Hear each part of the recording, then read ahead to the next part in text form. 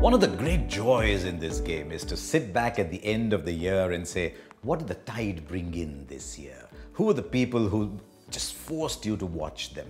And therefore, who should you be looking out for in 2017? I've made a short list here. There were many, but I've made a short list here.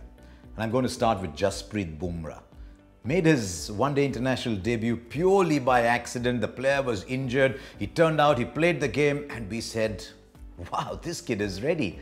And he just had a complete breakout year, did Jasprit Bumrah, both in the one-day internationals and T20, became his captain's go-to bowler, magnificent death bowler. So Jasprit Bumrah forced you to look at him, as indeed did Lokesh Rahul. Now, you knew of Lokesh Rahul earlier, but look what he did in 2016. He produced a big Test match 100, another Test match 100. He played one of the finest T20 innings I've seen against the West Indies in the US. And he got 100 in limited overs game as well. And he had a fabulous season batting in the middle order for the Royal Challengers Bengaluru. So Lokesh Rahul is a very easy pick in that list. And then I'm going to go to a fast bowler I first saw play in an under-19 World Cup. This young kid, he just sort of trotted across and went boom. And you said he's almost too quick for these under-19 kids. Within a couple of years, he was bowling South Africa to a Test match win. That's Kagiso Rabada. You'll hear a lot of Rabada in the days to come. As indeed, I'm absolutely certain you will, of Adam Zampa. There's a big tradition of wrist spin bowling in Australia. And it just blows my mind that Adam Zampa has not been considered for a bigger role in Australian cricket.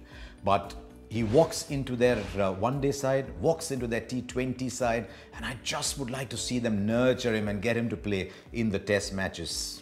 Uncomplicated, you can see there's a bit of warn in him, and Adam Zampa was just a fantastic bowler for Australia and for the world. As indeed was Mustafizur Rahman, the Fizz as they called him.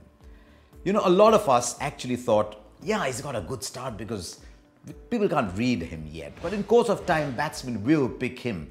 And to be honest, he just surprised us, kept on taking wickets. And to me, that's a sign of a really good player. So Mustafizur Rahman gets into that list as well, as does the Pakistan batsman, Babar Azam.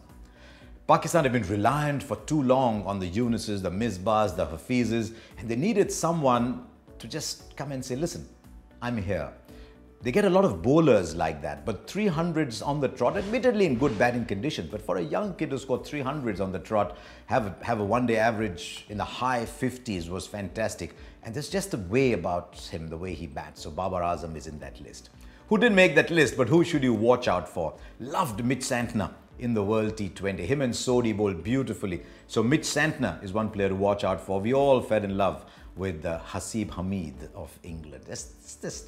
He plays his cricket in the north of England, not an easy place to score runs, average 49 in first-class cricket. So Harsha Bhogle makes that list for me as well. So there you are. That's the list of players to watch out for. Maybe a little guide to look forward to in 2017.